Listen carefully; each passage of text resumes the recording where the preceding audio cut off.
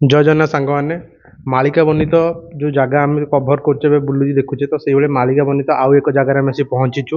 ଆପଣମାନେ ପୂର୍ବରୁ ନଳୀ ଗୁମ୍ଫା ଦେଖିଲେ, ଏବେ ଆମେ ଆସି ପହଞ୍ଚିଛୁ ମଣିନାଗ ଗୁମ୍ଫା। ମଣିନାଗ ଗୁମ୍ଫା ଯେଉଁ ଜଳୈକ ପାହାଡ଼ ଉପରେ ମଣିନାଗ ଗୁମ୍ଫା ଅଛି, ୟା ବିଷୟରେ ମାଳିକାରେ କ'ଣ ଲେଖା ହେଇଛି, ଗୁମ୍ଫା ବିଷୟରେ କ'ଣ ଅଛି, ଚାଲନ୍ତୁ ଆମ ପାଖରେ ବାବା ଅଛନ୍ତି, ବାବାଙ୍କ ପଛରେ ଆମେ ବୁଝିବା।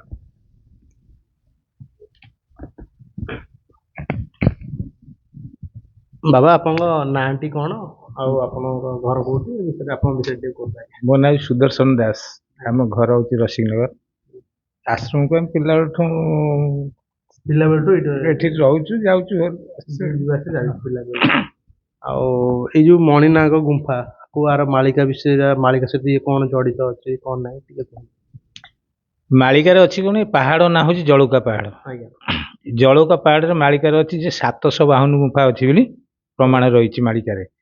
752 ଗୁମ୍ଫା, ତାର ପ୍ରମାଣ ହଉଛି କ'ଣ, ସେ ଅଚ୍ୟୁତାନନ୍ଦ ମହାପୁରୁଷ ଲେଖିଲେ ଗୋଟେ 752 ମଧ୍ୟରେ ସାର ମଣିନାଗ ଗୁମ୍ଫା ନାମ ଯାହାର। 752 ଭିତରେ ଇଏ ହଉଛି ଶ୍ରେଷ୍ଠ ଗୁମ୍ଫା। ଇଏ ଗୁମ୍ଫାରେ ଆମର ବାବା ବୈକୁଣ୍ଠନାଥ ବ୍ରହ୍ମଚାରୀ ସାଧନା 12 ବର୍ଷ କରିଥିଲେ, ସେଠି ସିଦ୍ଧି କରିଥିଲେ ଏଇ ଜାଗାରେ ସିଦ୍ଧି କରିବାରୁ ଏ ଜାଗାର ବର୍ତ୍ତମାନ ଏସବୁ ଡେଭଲପ ହେଇଛି, ଯାହା ହେଇଛି। ହଁ, ବାବାଙ୍କର ତିନିଟା, ଆମର ବୈକୁଣ୍ଠନାଥ ବ୍ରହ୍ମଚାରୀଙ୍କର 3ଟା ଆଶ୍ରମ। ଗୋଟେ ହଉଛି କେନ୍ଦ୍ରାପଡ଼ା ଗରାପୁର, ଆଉ ଗୋଟେ ହଉଛି ଭୁବନେଶ୍ୱର 9 ନମ୍ବରରେ ହଉଛି ଏକ୍ରାମ ସତ୍ୟଶିବ ଆଶ୍ରମ। 3ଟା ଆଶ୍ରମ ବର୍ତ୍ତମାନ ବଡ଼ ଆଶ୍ରମ, ଆଉ ଛୋଟ ବଡ଼ ସବୁ ଓଡ଼ିଶା ଭିତରେ ବହୁତ ଅଛି। ବାବା ଏଇଠି ସମାଧି ନେଇଛନ୍ତି। ହଁ, ସେ ବାବାଙ୍କର ସେ ହଉଛି ସମାଧି ମନ୍ଦିର।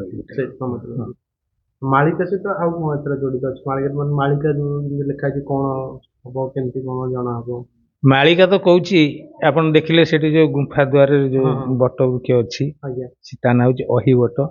ଆମର ପୁରୀରେ ଅଛି କଳ୍ପବଟ, ଛତିଆରେ ହେଲା ଛତିଆ ବଟ, ପାରାଦୀପରେ ହେଲା ଉଦୟବଟ, ଆଉ ଆମର ହେଲା ନେମାଳରେ ହେଲା ନେମାଳ ବଟ। ସେମିତି ଆର ସବୁ ରହିଛି ବଟର ନାଁ ସବୁ। ଇଏ ବଟ, ଏଠି ଯିଏ ରହିଲେ ଅଚ୍ୟୁତାନନ୍ଦ ମହାପୁରୁଷ ଶିବକଳ୍ପରେ ଲେଖିଛନ୍ତି, ଏ ବଟର ପତ୍ର ସ୍ୱୟଂ 16 ସହସ୍ର ଗୋପୀ, କେହି ଦେଖି ନ ପାରନ୍ତି ସଦା ନେତ୍ରେ ଦେଖି, ଯୋଗ ମାୟା ସ୍ୱଜ୍ୟୋତିରେ ଜଳକା କରିଛି, ଏଣୁ କରି ଜଳୌକା ତା ନାମ ଦେଇଅଛି। ଏସବୁ ବିଭିନ୍ନ କଥା ଅଛି। ଆମର ସବୁ ମାଳିକାରେ ଇଏ ସବୁ ପ୍ରଚଳିତ ହଉଛି। ଆଚ୍ଛା, ବାବା ବି ଏଠି ବହୁତ କଥା ସବୁ ଲେଖିଛନ୍ତି।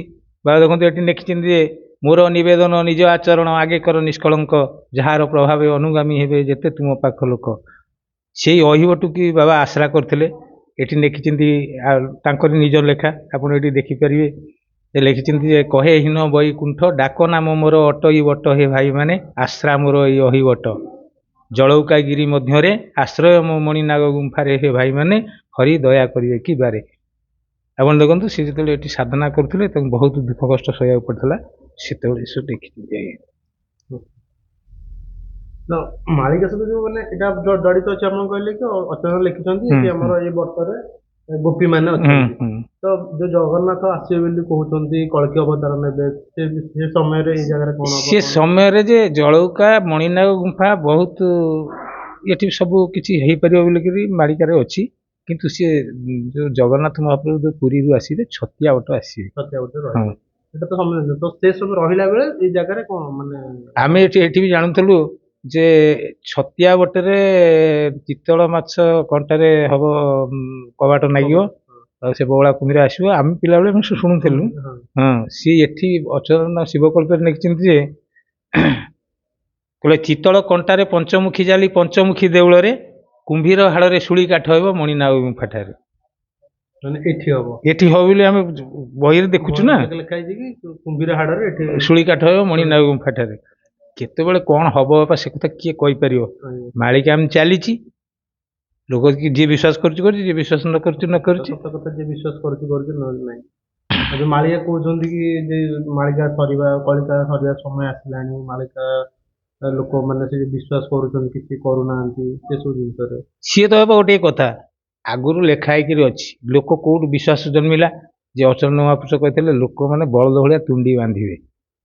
କୋରୋନା ହେଇଗଲା କରୋନା ଲୋକମାନେ ତୁଣ୍ଡି ବାନ୍ଧିଲେ ଏଇଟା ସତ୍ୟ ହେଇଗଲା ଲୋକ କାହିଁକି ନ ଭାବି ଯେ ଆଗକୁ ସତ୍ୟ ହବନି ବୋଲି କାହିଁକି ଭାବିବେନି ଏଣୁକରି ଯେତେବେଳେ ଯାହା ହବାର କଥା ସେଇଟା ପ୍ରଭୁ କରିବେ ଆଉ ତା ମାନେ ନୁହେଁ ଯେ ଆମେ ଡରିଯିବା ଯେ ଆଗକୁ ଗୋଟେ କ'ଣ ହବ ଆଜିଠୁ ଡରିକି ରହିବା ସେମିତି କ'ଣ ହବ ନା ଆମେ କହିପାରିବା ଯେ ଏଇ ଦିନ ଏତିକି ବେଳେ କଳି ଯୁଗ ଶେଷ ହେଇଯିବ କି ଏଇସବୁ ଜିନିଷ ହବ ସେ କଥା ତ କେହି କହିପାରିବେନି ଚାଲିଛି ସବୁ ହେଉଛି ଲୋକଙ୍କ ବିଶ୍ୱାସ ଉପରେ ନିର୍ଭର କରୁଛି ଯାହାକୁ ଯେମିତି ଯିଏ ମୂଲ ଲାଗିଲା ସେ ସେମିତି ମୂଳ ପାଇବ ଯୋଉ ମଣିନାଗ ଗୁମ୍ଫା କହୁଛନ୍ତି ଏପଟେ କ'ଣ ଗୁମ୍ଫା ଆମର ଯୋଉ କହନ୍ତି କ'ଣ ନା ମଣିନାଗ ଯିବା ଆସିବା କରନ୍ତି ଏଇଟା ସତ କଥା ଏଇ ଜାଗାରେ ଏଇଟା ସତ କ'ଣ ସେ ବନ ପର୍ବରେ ଅଛି ଆମେ ତ ଦେଖିଲୁ ସେ କହିଲେ ଏହିଠାରେ ରହି ବସି ଅଛି ରହି ମଣିନାଗ ନାମ ତାର ବରଷ କେଥରେ ପାଣି ଯେ ପିଇ ଯାଏ ବିରୂପାର ଧାର ନିଶା ରାତ୍ର ଅର୍ଧେ ପାଣି ପିଇ ପଛକୁ ଚାହିଁ ଫେରଇ ଏଇଠାରେ ପଞ୍ଚୁପାଣ୍ଡବଙ୍କ ଯେ ଅସ୍ତ୍ରାଗାର ଜଗିଥାଏ ସେ ଅସ୍ତ୍ରାଗାର ଜଗିଛନ୍ତି ପଞ୍ଚୁପାଣ୍ଡବଙ୍କର ଅସ୍ତ୍ରାଗାର ପଞ୍ଚୁପାଣ୍ଡବ ଯେତେବେଳେ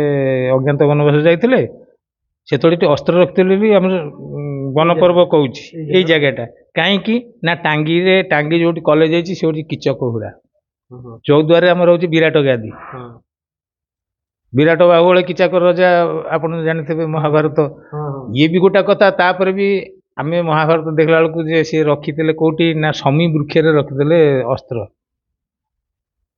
ଆମେ ମହାଭାରତ କହୁଛି ଏଠି କହିଲେ ଯେ ଏଠି ମଣିନାଗ ଗୁମ୍ଫାରେ ଅସ୍ତ୍ର ରଖିଥିଲେ ଏଠି ସେତେବେଳେ ମଣିନାଗ ଜଗିଛନ୍ତି ବୋଲି ପ୍ରମାଣ ଅଛି ଆଉ ସିଏ ଯାହା କୋଉଠି ତବ ସବୁ ବାହାର କରିଛି ବାହାରିବ ଭବିଷ୍ୟତ କଥା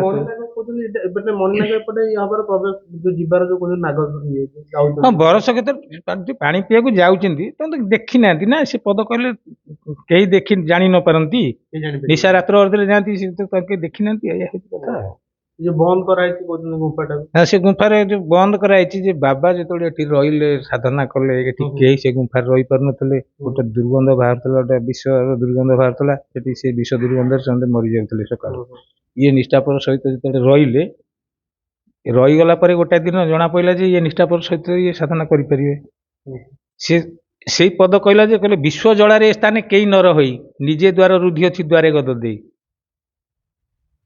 ଆମେ ଏ କଥା ଜାଣୁଛେ ଏଣୁକରି ବାବା ଯେତେବେଳେ ଏଠି ସାଧନା କଲେ ସିଏ ତ ବନ୍ଦ କରିଦେଇ ପାରିଥାନ୍ତି ବାବା ତାକୁ ବନ୍ଦ କରିଦେଇଛନ୍ତି କଳ୍କି ଅବତାର କଳ୍କି ଜନ୍ମ ହେଲେଣି କି କ'ଣ ହେଲେଣି ଏସବୁ ବିଷୟରେ କିଛି ଜାଣିଛନ୍ତି ନାଇଁ ବାବା ସେଗୁଡ଼ା ଶୁଣନ୍ତୁ କହିବା ବୋଲିବା ଜ୍ଞାନ ନୁହେଁ ଆଖି ତରାଟିବା ଧ୍ୟାନ ନୁହେଁ ଆମେ ଯୋଉଟା ନ ଜାଣିଛୁ ସେଇଟା କାହିଁକି ପୁଅ କହିବାକୁ ଯିବୁ ଲୋକ ବି ମିଛ କଥା ବହୁତ ଏଇ ୟୁଟ୍ୟୁବ ମାଧ୍ୟମରେ ସବୁ ଗଣମାଧ୍ୟମରେ କହୁଛନ୍ତି କହିଲେ ଫଳ କ'ଣ ଅଛି ନା ସେଇଟା ମୁଁ ପଚାରିଲି ଆପଣ ଜାଣିଛନ୍ତି କି ନାଇଁ ବାବା ମୁଁ ସେ ବିଷୟରେ ଜାଣିନି ଯେ ଆମେ କ'ଣ ଶୁଣୁନୁ ଏଇ 25ରେ ଏଇଆ ହବ 26ରେ ଏଇଆ ହବ 29ରେ ଏଇଆ ହବ 40ରେ ଏଇଆ ହବ ଆମେ ସେଗୁଡ଼ା କହିବାଟା ଆମେ ଉଚିତ ନୁହଁ ଆମେ ଯୋଉଟା ଜାଣିନୁ କାହିଁକି ଆପଣଙ୍କୁ ଭୁଲେଇବୁ ଗଣମାଧ୍ୟମରେ କହିବୁ ଲୋକମାନେ ଜାଣିବେ ସମାଲୋଚନା କରିବେ ସେଇଟା ଆମ ପକ୍ଷେ ଉଚିତ ନୁହଁ ଜଳକପାଟ 752 ଗୁମ୍ଫା ଇଏ ଗୋଟେ ଗୁମ୍ଫା ହେଲା ନଳୀ ଗୁମ୍ଫା ଗୋଟେ ହେଲା ହଁ ନଳୀ ଗୁମ୍ଫା ଗୋଟେ ଇଏ ଗୋଟେ ଗୁମ୍ଫା ସିଏ ବି ସବୁ ଗୁମ୍ଫା ବର୍ଣ୍ଣନା ହେଇଛି ସେ କହିଲେ ତହିଁ ଉତ୍ତର କୁନଳୀ ଗୁମ୍ଫା ଅଛି ବିବରଟି କ୍ଷୁଦ୍ର କାୟ ବିରଜା ଗାଦିକି ବିବର ଫିଟିବ ଦେଖିଲେ ଲାଗିବ ଭୟ ସେଇଠୁ ବିରଜା ଗାଦିକି ରାସ୍ତା ଅଛି ଆପଣ ଏଇ ଯୋଉ ଗୁମ୍ଫାର ବାଟ ଯୋଉ ମଣି ଗୁମ୍ଫା ଏଇ ଯୋଉ ବାଟଟା ବନ୍ଦ ଅଛି ଇଏ କ'ଣ ଲାଗିଛି ସେ ନଳୀ ଗୁମ୍ଫା ଲାଗିଛି ବୋଲି ପ୍ରମାଣ ହଉଛି ଏଇଠୁ ପାତାଳକୁ ବି ମଧ୍ୟ ପ୍ରମାଣ ହଉଛି ସେ କହିଲେ ମଣିନାଗ ଗୁମ୍ଫା ମହିମା ଅପାର ପାତାଳକୁ ଅଛି ଦ୍ୱାର 2 ସହସ୍ର ମୁନି ସିଦ୍ଧି ସାଜୁଛନ୍ତି କୋଟିଏ ଅଛି ଆଶ୍ରମ ଆ ଭିତରେ ଅଛି ହଁ ନଳୀ ଗୁମ୍ଫାର ଦେଖା ହଉଛି ପୁରା ଗୁମ୍ଫାଟା ଦେଖିକି ଆସିଲୁ ପୁରା ଫାଙ୍କା ଅଛି ନାଇଁ ସିଏ ଯୋଉ ଦେଖିଲେ ମୁଁ ସେଇଠୁ ରିସର୍ଚ୍ଚ କରିଥିଲି ତାକୁ ଯେ ଆପଣ ଦେଖିଲେ କ'ଣ ଫାଷ୍ଟ ଦେଖିଲେ ତହିଁ ଉତ୍ତରକୁ ନଳୀ ଗୁମ୍ଫା ଅଛି ବିବରଟି କ୍ଷୁଦ୍ର କାୟ ଯୋଉ ହାଉଲା ହେଲେ ମୋଟରୁ ସରୁ ହେଇକା ଯାଇଛି ତା ଭିତରେ ଗୋଟେ ମଣିଷ ଗଳି ପାରିବ କି ଗଳିପାରିବନି ଏଣୁକରି ଅଚ୍ୟୁତାନନ୍ଦ ମହାପୁରୁଷ ଯେତେବେଳେ ଦେଖିଲେ ତାକୁ ସେ କ'ଣ ରିସର୍ଚ୍ଚ କରି ଦେଖିଛନ୍ତି ରିସର୍ଚ୍ଚ କରିନାହାନ୍ତି ସେ କହିଲେ ଅନୁଭବ ନୁହେଁ ଶବଦ ଏ ଭାବ ସବୁ ଦୂର ଯାହା ଆଇଲା ସେ ଦେଖିଛନ୍ତି ଶବ୍ଦରୁ ସେ ଲେଖିଛନ୍ତି ଆଉ ଶବ୍ଦରୁ ଲେଖିଛନ୍ତି ସେ ଦେଖିନାହାନ୍ତି ସେ ସବୁ ରିସର୍ଚ୍ଚ କରିକି ସବୁ ଏ ଗୁମ୍ଫାଟା କେମିତିଆ ଇଏ କେମିତିଆ ସବୁ ବର୍ଣ୍ଣନା କରିକି ଲେଖିନାହାନ୍ତି ଲେଖିଛନ୍ତି 186 ଗ୍ରନ୍ଥ ଲେଖି ପାରିନଥାନ୍ତେ ଏଣୁକରି ସିଏ 186 ଗ୍ରନ୍ଥ ଲେଖିଛନ୍ତି ଅଚ୍ୟୁତାନନ୍ଦ ମହାପୁରୁଷ ଏଇ ଜାଗାକୁ ଆସିଛନ୍ତି ଆସିଥିବେ ସେ ତ 700 ବର୍ଷ ପୂର୍ବର କଥା ନା ତାଙ୍କର ଗୋଟେ ଅବତାର ହାଡ଼ିଦାସ ବୋଲି ଛତିଆ ବଟର ପ୍ରମାଣ ହଉଛି କହନ୍ତି ଆଉ ସେ କେତେବେଳେ ବାପା ଆମେ ଯେତିକି ଜାଣିଛେ ସେତିକି କହିବା ହାଡ଼ିଦାସ ବିଷୟରେ କିଛି କହୁନାହାନ୍ତି ହାଡ଼ିଦାସ ବିଷୟରେ ବାପା ମୁଁ ଜାଣିନି କିଛି ଛତିଆ ବଟର ହାଡ଼ିଦାସ ହଉଛନ୍ତି ମହନ୍ତ ଏଠି ଆମର ଏଇ ବାସୁଦେବ ଦାସ ଯୋଉ ଦେଖିଲେ ହଁ ହଁ ହଁ ଏଇ ଚୌଡିରେ ଯୋଉ ଦେଖିଲେ ହଁ, ଯୋଉ ହଁ। ମୂର୍ତ୍ତି ଇଏ ହଉଛି ତାଙ୍କର ଲିଙ୍କ ମାନେ ସାଙ୍ଗ ଭଳିଆ ତାଙ୍କର ମାନେ ହାଡିଦାସଙ୍କର ଆମେ ଜାଣିଛୁ ଏତିକି। ଏଇ ଯୋଉ ବାବା ଆମର ବୈକୁଣ୍ଠ ଦାସ ସେଇଟା ନା ସେଠି ଯୋଉ କରୁଛନ୍ତି ବସୁଛନ୍ତି ମଣିନାଗ ପାଖରେ ସିଏ ମଣିନାଗ ପାଖରେ ବସିଛନ୍ତି ଯିଏ ଯିଏ ହଁ ଇଏ ବି ସିଏ ହଁ ହଁ। ସିଏ ସମାଧି ମନ୍ଦିର ବି ସିଏ ସବୁ ଫଟୋ ଫରକ ଲାଗୁଛି ହଁ ଫଟୋ ଭଲ ବାବା କିନ୍ତୁ ଗୋଟିଏ। ବାବା ତାଙ୍କ ହାଡିଦାସଙ୍କର ଇଏ ଥିଲେ। ନାଇଁ ବୈକୁଣ୍ଠ ବ୍ରହ୍ମଚାରୀ ନଥିଲେ ସେଠି ବାସୁଦେବ ଦାସ ବୋଲି ଜଣେ ଅଛନ୍ତି। ଓହୋ ବାସୁଦେବ ସେ ଯୋଉ ଚୌଡିରେ ଆପଣ ଦେଖିଲେ। ହଁ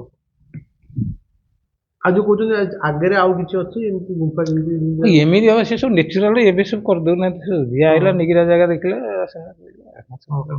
ନାଇଁ ମୁଁ ଯୋଉ ଆସ୍ଥାରେ ଆସିଥିଲି ସେ ବାବା ଯୋଉ ସେଠି ବସୁଛନ୍ତି ସେ କହୁଥିଲି ନାଇଁ ଆଡେ ଆଉ ବି କିଛି ଅଛି ବୋଲି। ଅଛି ସିଏ ସବୁ ପୁରୁଣା ପୀଠ ଥିଲା ଖାଲି ଆଜ୍ଞା ଗୋଟେ ରାସସ୍ଥଳୀ ବୋଲି ଥିଲା ହୁଁ ହୁଁ। ସେ ପୁରୁଣା ପୀଠଟା ଆଉ ଦି ତିନି ଜଣ ବାବାଜୀ ସେ ସବୁ ନୂଆ ନୂଆ ଆସିକି 10-15 ବର୍ଷ ହେଲା ସେ ସବୁ ରହିଯାଇକି ସବୁ ନୂଆ ନୂଆ ଇଏ କରିଛନ୍ତି। ହଁ ଆଉ ସିଏ ଏଇଟା ହଉଛି ପୁରୁଣା ଜାଗାଟା ନଳକିଆର ଏଇ ଦିଟା ଜାଗା ହିଁ ପୁରୁଣା କେବଳ ଆମର ମଣିନାଗ ଗୁମ୍ଫା ଆଉ ନଳୀଗୁମ୍ଫା ନଳୀ ଗୁମ୍ଫା ଏଇ ଦିଟା। ନଳୀଗୁମ୍ଫା ରାସସ୍ଥଳୀ ବୋଲି ଗୋଟେ ଅଛି ଏଠି ଭୈରବ ମୁଣ୍ଡିଆ ଅଛି ଇଏ ସବୁ ଆଗରୁ ମାନେ ଆମ ଆଗରୁ ସବୁ ପୁରୁଣା ପୀଠ 7-8ଟି ପୁରୁଣା ପୀଠ ଅଛି।